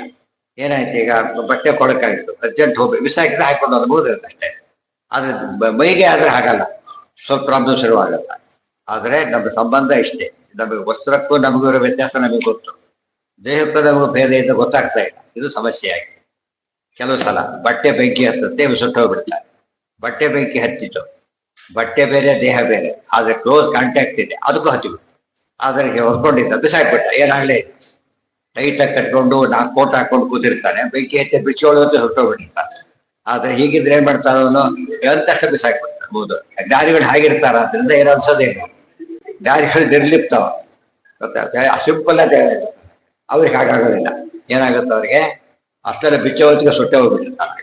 ಅದಕ್ಕೆ ನಮ್ಮ ದೃಷ್ಟಿಯಿಂದ ನಮ್ಮ ಇಂಡಿಯನ್ ವಸ್ತ್ರಗಳು ಹೇಗೆ ಅಂತ ಕೇಳಿದ್ರೆ ಭಾರಿ ಸೇಫ್ ಅಂತ. ಉಪಯೋಗಕ್ಕೂ ಬರುತ್ತೆ, ತೇಲಕ್ಕೂ ಬರುತ್ತೆ. ಯಾವ್ದು ಬೇರೆದೆಲ್ಲ ಕೂಡ ಭಾರಿ ಬಂಧನ ಜಾಸ್ತಿ, ಸಿಕ್ಕಾಪಟ್ಟಿ ಬಂಧನ. ಆದ್ರಿಂದ ಬೇಗ ಒಂದೆರಡು ಹತ್ತಕ್ಕೆ ಬುದ್ಧಿವಂತಿದ್ರೆ ಹಾಗೆ ಅಲ್ಲಿ ಹೇಳಿ ಅನುಭವ ಬರೋದು, ನಮಗೆ ಅನುಭವ ಬರೋದು. Very simple. ಕೊಡಕಾದ್ರೆ ಇದಾರೆ ಏನೇ ಮಾಡಿದ್ರು ಕೂಡ ಒಂದು ತಕ್ಷಣ ತೆಗೆದಾಕ್ಬಿಡ್ತಾರೆ. ಅದೇ ಹೊಲ್ದು ಹಾಕೋಬಿಟ್ಟು ಅದಕ್ಕೆ ನಮ್ಮಲ್ಲಿ ಏನ್ ನಿಷಿದ್ಧ ಮಾಡಿದ್ರು? ಹೊಲ್ದು ಬಟ್ಟೆ ನಿಷಿದ್ಧ, ಬಡಿ ಬರಲ್ಲ ಅಂತ. ಹೊಲ್ದು ಬಟ್ಟೆ ಬಡಿ ಬರೋದಿಲ್ಲ, ಬಂಧನ. ಮೊದಲೇ ಇನ್ನೂ ಬಂಧನ ಮಾಡ್ಕೊತಿರೋದು ಯಾತಕ್ಕೆ? ಆದಷ್ಟು ಹೇಗಿರ್ಬೇಕದು? ಬೇಸಿಗೆಯಲ್ಲಿ ಟೈಟ್ ಡ್ರೆಸ್ ಹಾಕೊಂಡು ಹೇಗಿರುತ್ತೆ ಆ ಟೈಪ್. ಟೈಟ್ ಡ್ರೆಸ್ ಬೇಸಿಗೆಯಲ್ಲಿ ಹೆಚ್ಚು ಸೆಕೆ ಉಂಟು ಮಾಡೋದು. ಅದು ಲೂಸ್ ಇದ್ರೆ ಯೋಚನೆ, ಅವಾಗ ಇದಾಗಬೇಕಾಗುತ್ತೆ. ಅದಕ್ಕೆ ಏನ್ ಮಾಡ್ತಾರೆ? ತಕ್ಕಂತೆ ಬದಲಾಯಿಸ್ಕೊಂಡು ಬರುತ್ತಾರೆ. ಆ ರೀತಿ ಜ್ಞಾನಿಗಳು ಏನ್ ಮಾಡ್ತಾರೆ? ಬಿಸಿ ಬಂದಾಗಲೂ ತರ್ಕೊಳ್ಳೋ ವ್ಯವಸ್ಥೆ ಮಾಡ್ತಾರೆ, ತಣ್ಣಗಾದ್ರೂ ಗೆಲ್ಲೋ ವ್ಯವಸ್ಥೆ ಮಾಡ್ತಾರೆ. ನಮಗೆ ಅದು ಬರೋದಿಲ್ಲ ಅಂದ್ರೆ ಏನ್ ಮಾಡ್ತಾರೆ? ಅದನ್ನ ನಾವು ಅಟ್ಯಾಚ್ ಆಗ್ಬಿಟ್ಟು ಹೋದು ದುಃಖ ಪಡ್ತಾರೆ. ದುಃಖ ರೂಪೋಪಿ ಸಂಸಾರೋ ಬುದ್ಧಿಪೂರ್ವ ಮಮಾಪ್ಯತೆ. ಅದಕ್ಕೆ ಆಚಾರ ತತ್ವಗಳ ದೃಷ್ಟಾಂತ ಕೊಟ್ಟಿದ್ದಾರೆ. ಕೆಸರಲ್ಲಿ ಬಿದ್ದ ಬೈಯಲ್ಲಿ ಕೆಸರಾಗ್ಬಿಡುತ್ತೆ. ಅಯ್ಯೋ ನಾನು ಕಪ್ಪು ಕಪ್ಪು ಕಪ್ಪು ದುಃಖ ಪಟ್ಟ. ಯಾರೋ ಒಂದು 4 ಕೊಡ ನೀರು ಹಾಕಿದ್ರು ಸರಿ ಹೋಗ್ಬಿಟ್ಟು ಅಷ್ಟೇ. ನಮ್ಗೆ ಹಾಗಾಗಿದೆ. ದೇಹದಲ್ಲಿ ಏನ್ ತಿಳ್ಕೊಂಡಿದ್ದೆ ನಾವೀಗ? ನಮಗಾಗಿದೆ, ನಮಗಾಗಿಲ್ಲ. ಅದಕ್ಕೆ ನೀರು ಹಾಕಿದ್ರೆ ಸರಿ ಹೋಗುತ್ತೆ. ನೀರು ಒಂದೇ ಶಾಸ್ತ್ರ ಒಂದೇ ಸರಿ ಹೋಗುತ್ತೆ. 4 ಕೊಡ ಹಾಕ್ಬೇಕು ಅಷ್ಟೇ. ಅದು ಸರಿಯಾಗಿ ಕೇಳಬೇಕಾಗ್ತದೆ. ಶಾಸ್ತ್ರ ನೀರು ಅಂತ ಯಾತ ಕರೆದಾರಂದ್ರೆ ದೇಹ ತೊಳಿಲಿಕ್ಕೆ ನೀರು ಬರ್ತದೆ, ಮನಸ್ಸು ತೊಳಿಲಿಕ್ಕೆ ಆ ನೀರಿಲ್ಲ. ಸ್ನಾನ ಮಾಡಿರೋ ಜ್ಞಾನ ತೀರ್ಥದ. ಅದಕ್ಕೆ ಮನಸ್ಸಿಗೆ ಜ್ಞಾನ, ಶಾಸ್ತ್ರ ಜ್ಞಾನ ಬರ್ತಿರ್ಲಿಕ್ಕೆ ಮನಸ್ಸು ದೂರ ಆಗಿ ಶುರು. ಈ ರೀತಿ ವಾಶ್ ಮಾಡಕ್ ಬರಲ್ಲ.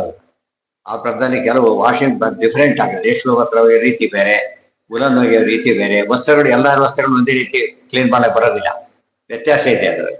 ಆ ರೀತಿ ಜ್ಞಾನ ಇದ್ದವರಿಗೆ ಸಮಸ್ಯೆ ಬರೋದಿಲ್ಲ. ಅದು ಎಕ್ಸ್ಪರ್ಟ್ ಅಗಸ ಎಕ್ಸ್ಪರ್ಟ್ ಆಗಿರ್ತಾನೆ ಅದರೊಳಗೆ. ಆ ಅರ್ಥದಲ್ಲಿ ನಾವು ಕೂಡ ಏನಾಗಬೇಕು? ಎಲ್ಲಾ ವೃತ್ತಿಗಳು ನಮ್ಮಲ್ಲಿ ಸ್ವಲ್ಪ ಇರಲೇಬೇಕು. ಎಲ್ಲಾ ವೃತ್ತಿಗಳು ನಮ್ಮಲ್ಲಿ ಸೇರ್ಕೊಂಡ್ಬಿಟ್ಟಿದೆ. ಅರ್ಥ ಆಯ್ತಾ? ಅದನ್ನ ಬಿಡಿಸಿ ನೋಡೋದು ಎಕ್ಸ್ಪರ್ಟ್ ಆದಾಗ ಸ್ಪೆಷಲ್ ಆಗ್ತಾರೆ.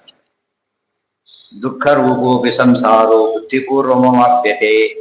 ಅದಕ್ಕೆ ಹೇಳ್ತಾರೆ ಬುದ್ಧಿಭೇದೈ ಜೀವಾನಾಂ ತಾರತಮ್ಯ ಜ್ಞಾಪಕೈ.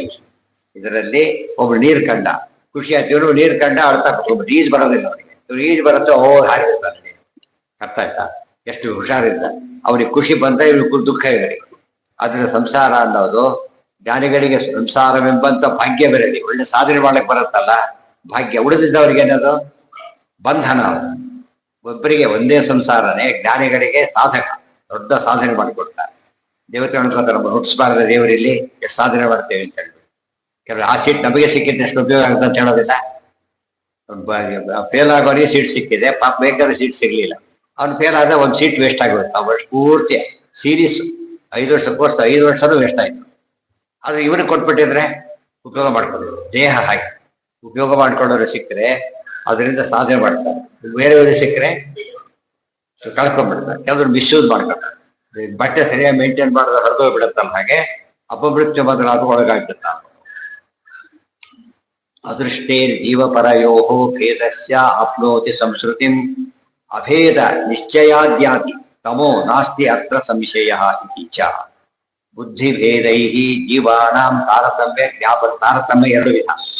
ಒಂದು ತ್ರೈವಿಧ್ಯ ರೂಪ ತಾರತಮ್ಯ, ಒಂದು ಅದರಲ್ಲೇ ಮತ್ತೆ ಹೆಚ್ಚು ಕಡಿಮೆ ಇನ್ನೊಂದು 2.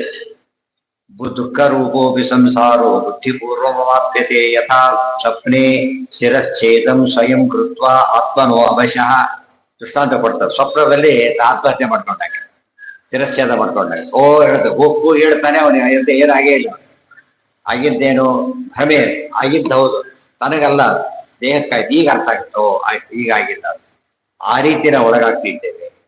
ತಥೋ ಅವ್ನು ದೃಷ್ಟಾಂತ ಕೊಟ್ಟಿದ್ದೇನದು ಅನಿತ್ಯ ದೃಷ್ಟಾಂತ ಕೊಟ್ಟರೆ, ಸುಳ್ಳೊಂದು ದೃಷ್ಟಾಂತ ಕೊಟ್ಟು ಸುಳ್ಳಲ್ಲ ಇದು. ಅಥೋ ತಥೋ ದುಃಖ ಭವಾಪೇತ ತಥಾ ಜಾಗರಿತೆ ಪಿತು. ಅದೇ ರೀತಿಯಲ್ಲಿ ಎಚ್ಚರ ಇದ್ದಾಗ ಕೂಡ ದುಃಖ ಬಂದರೆ ಅದು ಸಂಸಾರ, ಅವನಿಗೆ ಗಂಟು ಬಿದ್ದಿದೆ ಅಂತ ಅರ್ಥ. ಸ್ವಪ್ನದಂತೆ ಕಂಡ್ರೆ ಜ್ಞಾನ, ಅದು ಬೀಳಲಿಲ್ಲ. ನಂಬರ್ 1 ದೇವತೆಗಳು.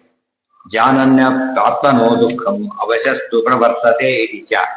ಆದರೆ ಎಷ್ಟೋ ದುಃಖ ಅಂತ ಗೊತ್ತು, ತಾನೇ ಗಂಟು ಹಾಕೋತಾನೆ. ಎಷ್ಟೋ ಜನ ಎಷ್ಟು ಜನ ಮೋಸ ಹೋಗಿರ್ತಾರೆ, ಮತ್ತೆ ಮೋಸ ಹೋಗ್ತಾರೆ. ಇನ್ನೊಬ್ಬ ಯಾವನೋ ಬಂದ ಮೋಸ ಮಾಡ್ದ ಹೋದ, ಮತ್ತು ಅಂಥವ್ರಿಗೆ ಸಿಕ್ಕ ಮತ್ತೆ ಮೋಸ ಹೋಗ್ತಾರೆ. ಇವತ್ತು ಕೂಡ ನಂಬರ್ ಇಲ್ಲವಿಲ್ಲ. 1 kg ಬಂದು 1 ತೊಲೆ ಬಂಗಾರ ಕೊಟ್ಟು 2 ತೊಲೆ ಮಾಡ್ಕೊಡ್ತೀವಿ ಕೊಟ್ಟು ಎಲ್ಲ ಆದ್ರೂ ಕಳ್ಕೊಂಡ್ರು. ಅಷ್ಟು ಸೇರಿ ಅವ್ನು ಸೃಷ್ಟಿ ಮಾಡ್ತಾರೆ, ಮೋಸ ಮಾಡ್ತಾರೆ. ಯಾರ ಜೊತೆ ಕರ್ಕೊಂಡು ಬಿಡ್ತಾರೆ. ನಮ್ಮನೆಗೆ ಹಾಗಾಯ್ತು ಹೋದೊಂದು ಬಿಡ್ತಾರೆ. ಅವ್ರಿಗೂ ಅಡ್ರೆಸ್ ಇಲ್ಲ, ಇವ್ರಿಗೂ ಅಡ್ರೆಸ್ ಇಲ್ಲ. ಆಮೇಲೆ ವ್ಯವಸ್ಥೆ ಅದು. ಆ ರೀತಿ ಒಳಗಾಗ್ತಾರೆ. ಜಾನನ್ನಪಿ ಆತ್ಮನೋ ದುಃಖಂ ಅವಶಸ್ತು ಪ್ರವರ್ತತೆ ಇತಿ ಚ. ತಸ್ಮಾತ್ ಭವದ್ಭಿಃ ಕರ್ತವ್ಯಃ ಕರ್ಮಣಾಂ ತ್ರಿಗುಣಾತ್ಮನಾಂ ಬೀಜ ನಿರ್ಹರಣಂ ಯೋಗಃ ಪ್ರವಾಹೋಪರಮೋ ಧಿಯಃ. ಪ್ರಹ್ಲಾದ ಹೇಳ್ತಾರೆ. ಇಷ್ಟೆಲ್ಲ ಹೇಳಿಬಿಟ್ಟು, ನೀವು ಹಾಗಿರಬಾರದು ದೈತ್ಯ ಬಾಲಕರೇ, ಬಹಳ ಎಚ್ಚರದಿಂದ ಇರಿ ಅಂತ ಹೇಳ್ತಾರೆ ಪ್ರಹ್ಲಾದ. ಇದರಿಂದ ನಮಗೇನು ಗೊತ್ತಾಯ್ತು? ದೈತ್ಯ ಬಾಲಕರು ಪ್ರವಚನಕ್ಕೆ ಅರ್ಹರು ಅಂದ ಮೇಲೆ ಎಲ್ಲರಿಗೂ ಹೇಳ್ಬೇಕು ಅಂತ ಆಯ್ತಲ್ಲ, ಗೊತ್ತಾಯ್ತಿಲ್ಲ. ನಮ್ಮ ಜನ ಏನ್ ಮಾಡಿದ್ರು, ಬ್ರಾಹ್ಮಣರಿಗೆ ಮಠದವರಿಗೆ ಶುರು ಮಾಡ್ಕೊಂಡು ಬಜ್ಜಿಟ್ಟಾಗ ಅಂತಾರೆ. ಎಲ್ಲರೂ ಜ್ಞಾನಕ್ಕೆ ಹಸಿವು ಅಂದ್ರೆ ಅನ್ನ ಹಾಕ್ಬೇಕು ಅಷ್ಟೇ. ಅನ್ನಷ್ಟ ಜಿಜ್ಞಾಸುವಿಗೆ ಜ್ಞಾನ ಕೊಡ್ಬೇಕು. ಅವನಿಗೆ ಎಷ್ಟು ಕೊಡ್ಬೋದು ಅದು ಕೊಡ್ಬೋದು. ಯಾವ್ದು ಕೊಡ್ಲಕ್ ಬರೋದಿಲ್ಲ. ಅವ್ನು ರೋಗಿನೋ ನೋಡ್ಕೋಬೇಕು, ಅವ್ರು ತಕ್ಕಂತೆ ಆಹಾರ ಕೊಡ್ಬೇಕು ಅಷ್ಟೇ ಹೊರತು ಇಲ್ಲ ಅಂತ ಹೇಳ್ಬಾರ್ದು. ಜ್ಞಾನ ಹಾಗೆ ಅದು ಕೇಳ್ತಾನೆ. ಅನ್ನವನ್ನು ಬಂದಾಗ, ಜ್ಞಾನಾರ್ಥಿಯಾಗಿ ಬಂದಾಗ ಇಲ್ಲ ಅಂತ ಹೇಳಬಾರ್ದು. ಇಲ್ಲ ಅಂತ ಹೇಳಿ ಪರೀಕ್ಷೆ ಮಾಡಿ ತಪ್ಪಲ್ಲ. ಅನ್ನಕ್ಕೆ ಪರೀಕ್ಷೆ ಮಾಡಬಾರ್ದು, ಜ್ಞಾನಕ್ಕೆ ಪರೀಕ್ಷೆ ಮಾಡಿಕೊಡಿ. ಇಷ್ಟೇ ಡಿಫರೆನ್ಸ್ ಹೊರತು ಏನಿಲ್ಲ. ತಿರಸ್ಕಾರ ಮಾಡ, ಇಲ್ಲ ಅಂತ ಹೇಳಾಯ್ತು. ತಸ್ಮಾತ್ ಭವದ್ಭಿಃ ಕರ್ತವ್ಯ ಕರ್ಮಣಾಂ ತ್ರಿಗುಣಾತ್ಮನ. ಅದಕ್ಕೆ ನೀವೆಲ್ಲ ಏನ್ ಮಾಡಬೇಕು ಅಂತ ಇಷ್ಟೆಲ್ಲ ತಿಳ್ಕೊಂಡ ಮೇಲೆ ಬೀಜ ನಿರ್ಹರಣಂ ಯೋಗ. 3 ದೇಹ ಇದೆಯಲ್ಲ, ಬೀಜ ಇದೆಯಲ್ಲ, ಅದನ್ನ ಕಳ್ಕೊಂಡ್ಬಿಟ್ರೆ ಎಲ್ಲ ಹೋಗ್ಬಿಡುತ್ತೆ. ಎಲ್ಲದಕ್ಕೂ ಮೂಲ ಯಾವುದು? ಅಜ್ಞಾನ.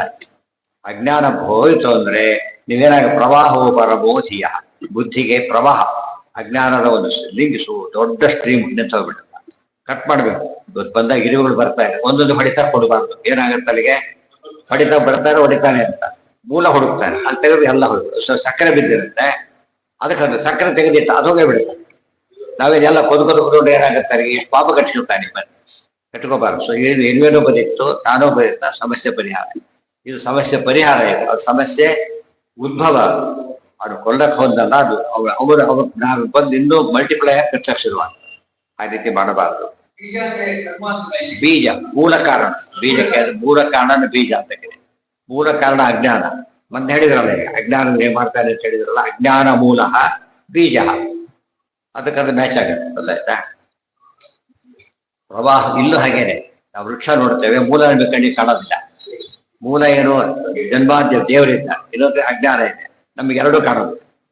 ಗೊತ್ತಾಯ್ತಾ? ಮೂಲದಲ್ಲಿ ಏನು ಬಿಡೋದಿಲ್ವಲ್ಲ, ಹಣ್ಣು ಕಾಯಿ ಮೂಲ ಕಟ್ ಮಾಡ್ಬಿಡ್ತು, ಅದೇ ಹೋಯ್ತಾ. ಗೊತ್ತಾಯ್ತಾ? ಅದು ಆಕ್ಚುಲಿ ನಿಲ್ದ ಹೋದ್ರೆ ಏನಾಗೋದಿಲ್ಲ, ಮೇಲೆ ಜ್ಞಾನ ಆಗಿದೆ ಏನು ಇರೋದೇ ಇಲ್ಲ. ಈ ರೀತಿ ತಪ್ಪುಗಳನ್ನ ಮಾಡ್ತೇವೆ ನಾವು. ಅದು ಹೇಳಿದ್ರಲ್ಲ, ಕೋಳಿ ಮೊಟ್ಟೆ ಕೊಡುತ್ತೆ ಅಂತೇಳಿ ಅರ್ಧ ಕಟ್ ಮಾಡ್ಬಿಟ್ಟ, ಅರ್ಧ ತಿರ್ಲಕ್ಕೆ ಅರ್ಧ ಮೊಟ್ಟೆ ಎಲ್ಲ ಗೊತ್ತದು. ಅರ್ಧ ಜನತೆಯ ಮಾಡಬಾರ್ದು. ಇವೆಲ್ಲ ಯಾವಾಗಲೂ ಪಾಠ ಪ್ರವಚನಗಳು ಹೈಯರ್ ಲೆವೆಲ್ ಕೇಳೋದು ಬೇರೆ.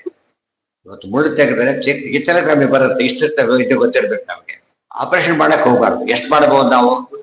ಮುಳ್ಳು ತೆಗೆಷ್ಟಾದ್ರೂ ಗೊತ್ತಿರ್ಬೇಕಲ್ಲ. ನಮ್ಗೆ ಏನು ಗೊತ್ತಿರಬಾರ್ದು ಮಾಡ್ಬಿಟ್ಟಿಲ್ಲ.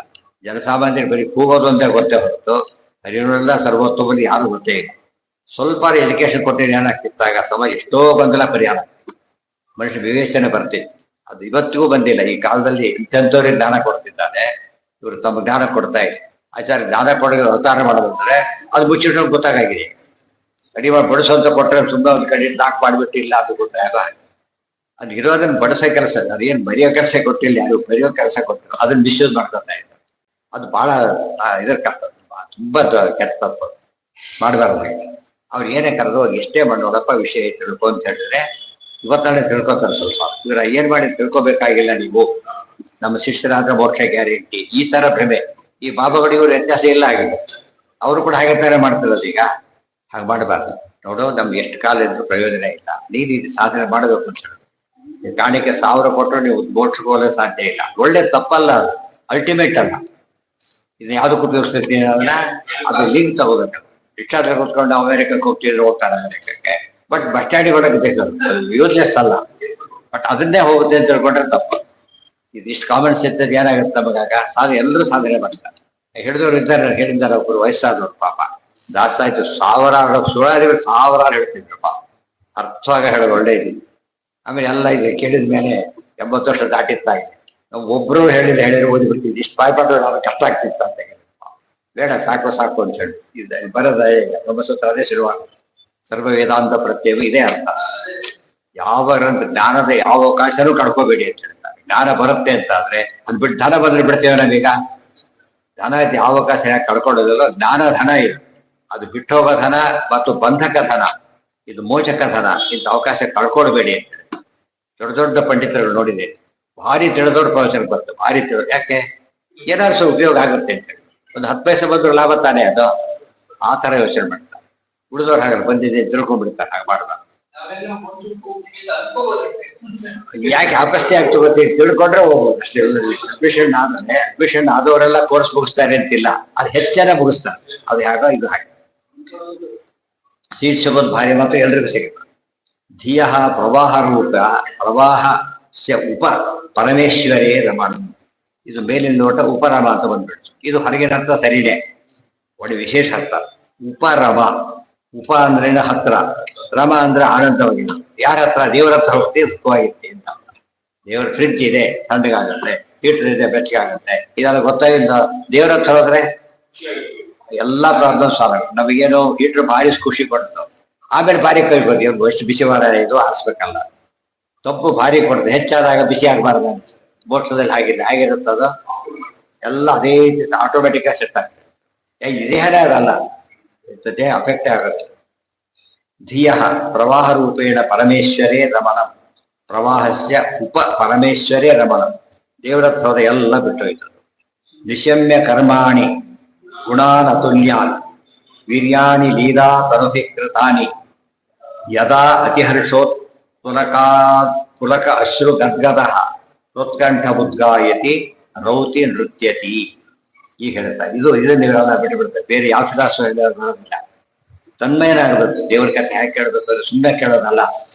ನಿಶಮ್ಯ ಕರ್ಮಾಣಿ, ದೇವ್ರ ಕಥೆ ಕೇಳೋಕೆ ಶುರು ಮಾಡ್ಬೇಕು. ಕರ್ಮಾಣಿ, ಏನ್ ಕರ್ಮ ಮಾಡ್ದ ಕೃಷ್ಣ?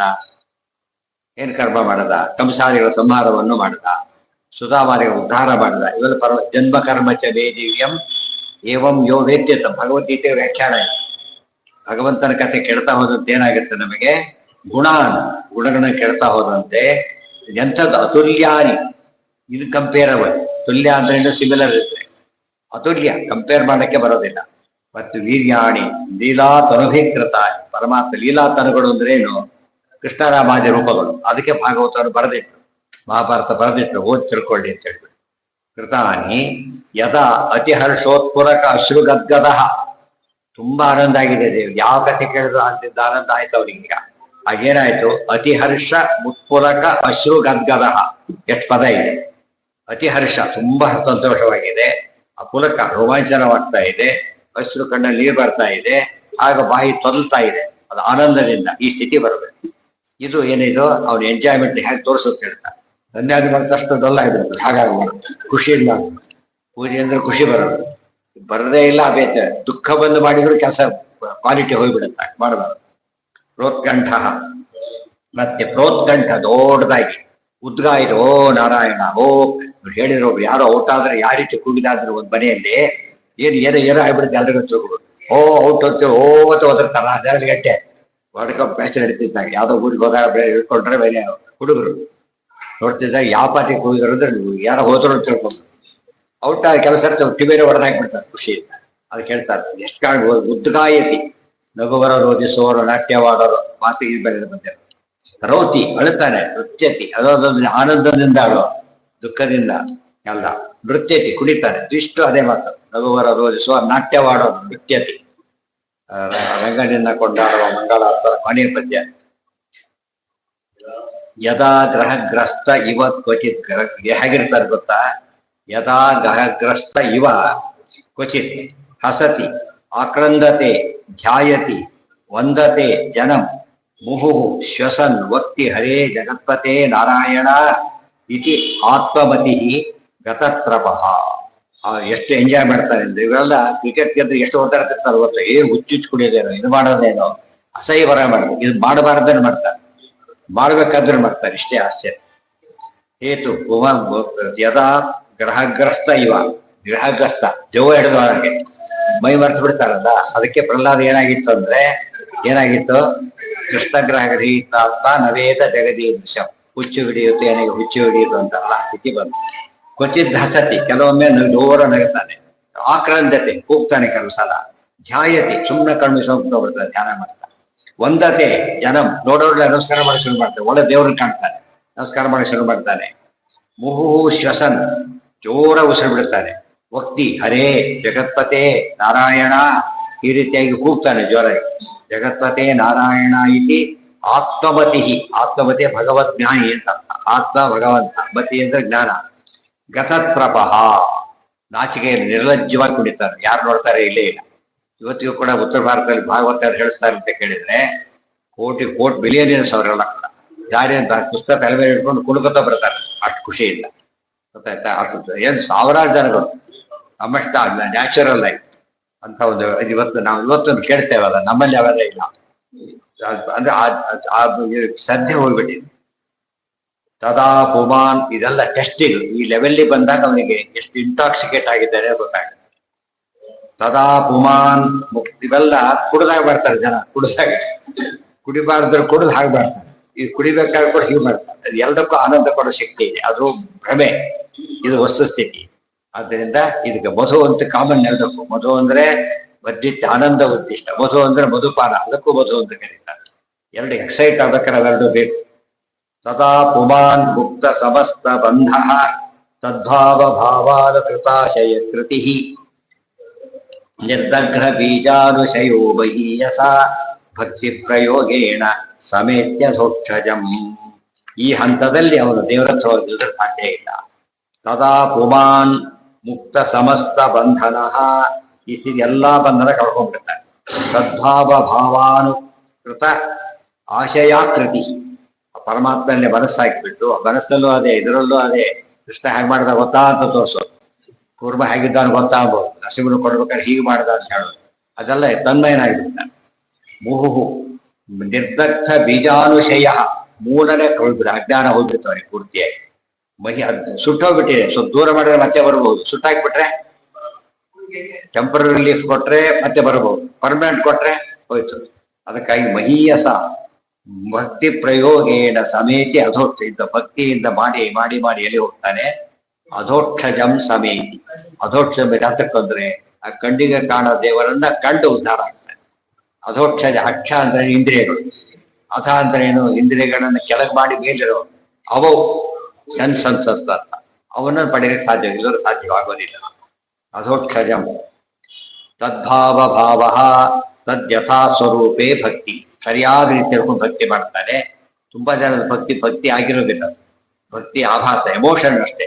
ಎಮೋಷನ್ ಅಲ್ಲ, ಡಿವೋಷನ್ ಅಲ್ಲ. ಅದು ಡಿವೋಷನ್ ಬರ್ಬೇಕಾದ್ರೆ ಎಮೋಷನ್ ಇರಬೇಕು, ತಪ್ಪಲ್ಲ. ಬಟ್ ಎಂಡ್ ಯಾವುದು ಡಿವೋಷನ್ ಗೊತ್ತಾಯ್ತು. ಎಮೋಷನ್ ಅನ್ನೋದು ಟೆಂಪರರಿ, ಡಿವೋಷನ್ ಹಿಂದೆ ಏನಿರುತ್ತೆ, ಯಾವಾಗಲೂ ಜ್ಞಾನ ಇರುತ್ತೆ. ಎಮೋಷನ್ ಜ್ಞಾನ ಇರೋದಿಲ್ಲ.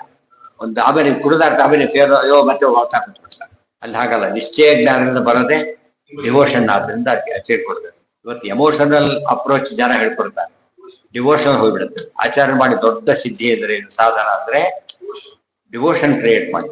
ಅದಕ್ಕೆ ಭಕ್ತಿ ಪಂಥ ಅಂದ್ರೆ ಅದು ಒಂದೇ. ನಿಜವಾದ ಭಕ್ತಿ ಪಂಥ ಅಂದ್ರೆ ನಿಮ್ಮದು ಆಚಾರ ಸಿದ್ಧ. ನಾವು ದೇವರು ಒಂದು ಆದ್ರೆ ಭಕ್ತಿ ಪಂಥ ಹೇಗಾಗುತ್ತದೆ? ಭಕ್ತಿ ಮಿನಿಮಮ್ ಇರ್ಬೇಕು. ದ್ವೈತ ಇಲ್ದಾರು ಭಕ್ತಿಗೆ ಸ್ಕೋಪೇ ಇಲ್ಲ. ತಾರತಮ್ಯ ಇರಬೇಕು. ಇಬ್ರು ಸಮಾನಾದ ಭಕ್ತಿ ಬರೋದಿಲ್ಲ, ಮೇಲಿರ್ಬೇಕು. ಆದ್ರಿಂದ ದ್ವೈತ ಮತಕ್ಕಿರೋ ಒಂದು ಭಕ್ತಿಯ ಮೂಲ ಇನ್ಯಾವುದಕ್ಕೂ ಇಲ್ಲ. ಭಕ್ತಿ ಪಂಥ ಅಂತ ಅದಕ್ಕೆ ತದ್ಭಾವ ಭಾವ ತದ್ಯಥಾ ಸ್ವರೂಪೇ ಭಕ್ತಿ. ಕೇಚಿತ್ ಆಚಾರ ಒಂದು ಮಾತನ್ನು ಹೇಳ್ತಾರೆ, ನೋಟಿಗೆ ಒಂದು ಭ್ರಮೆ ಬರುತ್ತೆ ನಮಗೆ. ಓಹೋ, ಹಾಗಿದ್ರೆ ನಾವು ಬೆಳಗಬೇಕು, ಕೂಗಬೇಕು, ತಿರ್ಸ್ಬೇಕು ಹೇಳಿದಾರಲ್ಲಿ ತಿಳ್ಕೊಂಡ್ಬಿಡ್ತಾರೆ. ಅದು ಕಂಪಲ್ಸರಿ ಇಲ್ಲ ಅಂತ ಅದೆಲ್ಲ ಮಾಡ್ಬೇಕಾಗಿಲ್ಲ. ಕೆಲವು ಚಪ್ಪಾಳೆ ಹಾಕೋದಿಲ್ಲ, ಎಂಜಾಯ್ ಮಾಡ್ಬೇಕು. ಕೆಲವು ಚಪ್ಪಾಳೆ ಹಾಕಿರ್ತಾರೆ. ಯಾತಕ್ಕಾಗಿತ್ತು ಗೊತ್ತೂ ಇರಲ್ಲ ಅವ್ರು. ಕೆಲವು ಸಲ ಅವ್ರು ಹಾಕಿ ನಾವೇ ತಿಳ್ಕೊಂಡ್ಬಿಡ್ತೇವೆ. ಚಪ್ಪಾಳೆ ಹಾಕ್ತಾ ಇರಲ್ಲ, ಒಪ್ಪಿದ್ದಾರೆ ಅಂತ ಇಲ್ಲ. ಯಾರೋ ಅವರು ಹಾಕಿಬಿಡ್ತಾರೆ ಅಷ್ಟೇ. ಕೆಲವರು ಏನು ಮಾಡೋದು, ನೋ ರೆಸ್ಪಾನ್ಸ್, ಸುಮ್ಮನೆ ಕೂತಿರ್ತಾರೆ. ಬಟ್ ಭಾರಿ ಸಲ ಎಂಜಾಯ್ ಮಾಡಿರ್ತಾರೆ. ಗೊತ್ತಾಯ್ತಾ? ಅದು ವಿಷಯ. ಕೆಲವು ಊಟ ಮಾಡೋದಕ್ಕೆ ಪದ್ಧತಿ ಜೋರಕ್ಕೆ ಪಟ್ ಹೋಗಿ ಮಾಡ್ತಿರ್ತಾರೆ. ಕೆಲವು ಸೈಲೆಂಟ್ ಹಾಕಿರ್ತಾವೆ. ಅದು ಕೂಗೋದು ಕಿರ್ಚೋದೆಲ್ಲ ಏನದು ನಿಯಮ ಅಲ್ಲ. ಗೊತ್ತಾಯ್ತಾ? ಆಗ್ಬೇಕು ಅಂತಿಲ್ಲ, ಆಗಬಾರ್ದು ಅಂತಾನೂ ಇಲ್ಲ. ಅವರ ಸಮಯದಲ್ಲಿ ಎಂಜಾಯ್ ಮಾಡಬಹುದು. ಅದೇ ಟೆಸ್ಟ್ ಅಲ್ಲ. ಇದ್ರ ಹೆಚ್ಚು ಶೈಲಿ ಬರುತ್ತೆ. ಏಕಾಸ್ಕಂದ ಹೇಳ್ತಾರೆ ಭಕ್ತನ ರಕ್ಷಣೆ ಏನು ಅಂತ ಹೇಳಿದ್ರೆ ಇದನ್ನ ಹೇಳ್ಬಿಟ್ಟು ಇದಿರಬಹುದು, ಅದು ಇರಲೇಬೇಕು ಅಂತ ನಿಯಮ ಇಲ್ಲ. ಅಲ್ಟಿಮೇಟ್ ಯಾವುದು ಅಂದ್ರೆ ಮುಖ ಪ್ರಸಾದ ದಾರ್ಢ್ಯಾಚ. ಮುಖದಲ್ಲಿ ಪ್ರಸನ್ನತೆ ಇರಬೇಕು, ದಾರ್ಢ್ಯ ಇರಬೇಕು. ಇದು ನಿಜವಾದ ಭಕ್ತರ ಲಕ್ಷಣ ಹೊರತು ಇವೆಲ್ಲ ಕೂಡ ಭಕ್ತರಲ್ಲಿ ವೆರೈಟಿ ಇದೆ. ಅವ್ರ ಪ್ರಕಾರ ಮಾಡ್ತಾರೆ. ಅದನ್ನ ನೋಡಿ ಅದನ್ನ ಮಾಡಿದ್ರೆ ಭಕ್ತಿ ತಿಳ್ಕೊಳಕ್ ಹೋಗ್ಬಾರ್ದು. ಇದೆಲ್ಲ ಯೋಚನೆ ಮಾಡಿದ್ರೆ ಇದೆಲ್ಲ ಈ ನೋಟ್ ಕೊಡದೆ ಹೋಗಿದ್ರೆ ನಮ್ಗೆ ಕಡಿಮೆ ಬಂದ್ಬಿಡ್ತೀವಿ. ನಾವು ಮಾಡೋದಿಲ್ಲ ಅದು ಭಕ್ತನಲ್ಲ, ಗೆಟ ಔಟ್ ಅಂತ ಕಳಿಸ್ಬಿಡೋದು. ಒಂದ್ ಚಪ್ಪಾಡಿ ಹಾಕ್ಲಿಲ್ಲ ನೀನು, ಒಂದು ಕೂಗಲೇ ಇಲ್ಲ, ಭಕ್ತನೇ ಅಲ್ಲ. ನಿಜವಾದ ಭಕ್ತ ಅವನೇ ಆಗಿರ್ತಾನೆ. ಆ ಭ್ರಮೆ ಒಳಗಾಗಬಾರ್ದು. ಕೇಚಿತ್ ಭಕ್ತ ವಿನೃತ್ಯಂತಿ ಗಾಯಂತಿ ಚ ಯಥೇಪ್ಸಿತಂ ಕೇಚಿತ್ ತೂಷ್ಣೀಂ ಜಪಂತಿ. ಹೇಳಿದ್ರೆ ಸುಮ್ಮನೆ ಕೂತ ಅಲಗಾಡಲ್ಲ ಪುಣ್ಯಾತ್ಮ. ತೂಷ್ಣೀಂ ಮತ್ತೇನ್ ಮಾಡ್ತಾನೆ, ಜಪಂತಿ, ಜಪ ಮಾಡ್ತಾ ಕೂತಿರ್ತಾನೆ. ಏವ ಕೇಚಿತ್ ಉಭಯ ಕಾರಣ. ಕೆಲವರು ಪ್ರಸಂಗ ಬಂದ ಕೂಗ್ತಾರೆ, ಸುಮ್ಮನೆ ಅದು ಇರ್ತಾರೆ. ಸೊ ಭಕ್ತಿ ಬಾಹ್ಯ ಲಕ್ಷಣಗಳೆಲ್ಲ ಕಂಪಲ್ಸರಿ ಅಲ್ಲ, ಒಳಗಿನ ಲಕ್ಷಣ ಮಾತ್ರ ಕಂಪಲ್ಸರಿ. ಇದೆಲ್ಲ ವಿವೇಕ ಬೇಕು. ಇದೆಲ್ಲ ಇಲ್ಲದೆ ಹೋಗಿದ್ದಾರೆ ಏನ್ ತಿಳ್ಕೊಂಡ್ಬಿಟ್ರು, ತಪ್ಪು ತಿಳ್ಕೊಂಡು ಹೋಗದೆ ಊಟಾಟಿಕೆ ಭಕ್ತಿ ಆಯ್ತು ಕೊನೆಗೆ. ಅವ್ನು ಸುಮ್ಮನೆ ಹೋಗಿರ್ತಾನೆ, ಅವ್ನು ನೀನು ಭಕ್ತಿ ಅಂತ ತಿಳ್ಕೊಂಡ್ಬಿಟ್ಟಿರ್ತಾನೆ ಅಂತ. ಅದಕ್ಕೆ ಹೇಳ್ತಾನೆ ಸುಮ್ಮನೆ ಹೋಗಲಕ್ಕೂ ಬರುತ್ತಾದ್ರಿಂದ ಡೆಸಿಸಿವ್ ಅಲ್ಲ. ಕೂಗೋದಕ್ಕೆ ಡೆಸಿಸಿವ್ ಅಲ್ಲ. May R may not be. ಇದು ಮಾತ್ರ ಆಗ್ಲೇಬೇಕು. ಮುಖದ ಪ್ರಸನ್ನತೆ ಸುಮ್ಮನೆ ತರ್ಕೊಳ್ಳೋಕೆ ಬರೋದಿಲ್ಲ. ಮನಸ್ಸು ರಿಫ್ಲೆಕ್ಟ್ ಆಗುತ್ತೆ. Face is index of mind ಅಂತ ಹೇಳೋದಿಲ್ಲ. ಅದಕ್ಕೆ ಮುಖದ ಪ್ರಸನ್ನತೆ ಎಂಬುದು ಇಂಗ್ಲಿಷ್ ಪದ, ಕನ್ನಡದ ಸರಿಯಾಗಿ ಸಂಸ್ಕೃತ. ತೂಷ್ಣಿ ಮಂದಿ ಸುಮ್ಮನೆ ಇರ್ತಾರೆ, ಏನು ಒಂದಕ್ಕೆ ಚಪ್ಪಾಳೆ ಹಾಕ್ತಾರೆ, ಇದು ಮಾಡೋದಿಲ್ಲ, ಸುಮ್ಮನೆ ಕಲ್ಕೋತಾ ಕೂತಿರ್ತಾರೆ. ಬಟ್ ಅವ್ರು ಯಾಕೆ ಮಾಡೋದಿಲ್ಲ ಗೊತ್ತಾ, ಡಿಸ್ಟರ್ಬ್ ಆಗಬಾರ್ದು ಅವನಿಗೆ. ಅದೇ ಇದ್ರಲ್ಲಿ ಇರ್ತಾರ. ಆದ್ರಿಂದ ಅವನನ್ಸೋದು ಇವೆಲ್ಲ ಇಂಥ ನೋಟ್ಗಳು ಕೊಡದೆ ಹೋಗಿದ್ರೆ ಎಷ್ಟು ಆಭಾಸ ಆಗ್ತಿತ್ತು. ಅದೆಲ್ಲ ಮಾಡಿದ್ರು. ಬಿಡೋದ್ ವಿಷಯ ನಾಳೆ. ಅದಿನ್ನೂ ಪ್ರಹ್ಲಾದನ ಉಪದೇಶ ಇತ್ತು. ಆಮೇಲೆ ಈಗ ದೇವರ ದರ್ಶನ, ಆಮೇಲೆ ಪ್ರಹ್ಲಾದ ಮಾಡೋ ಸ್ತೋತ್ರ, ಇದೆಲ್ಲ ದೊಡ್ಡ ದೊಡ್ಡ ಘಟ್ಟಗಳಿವೆ.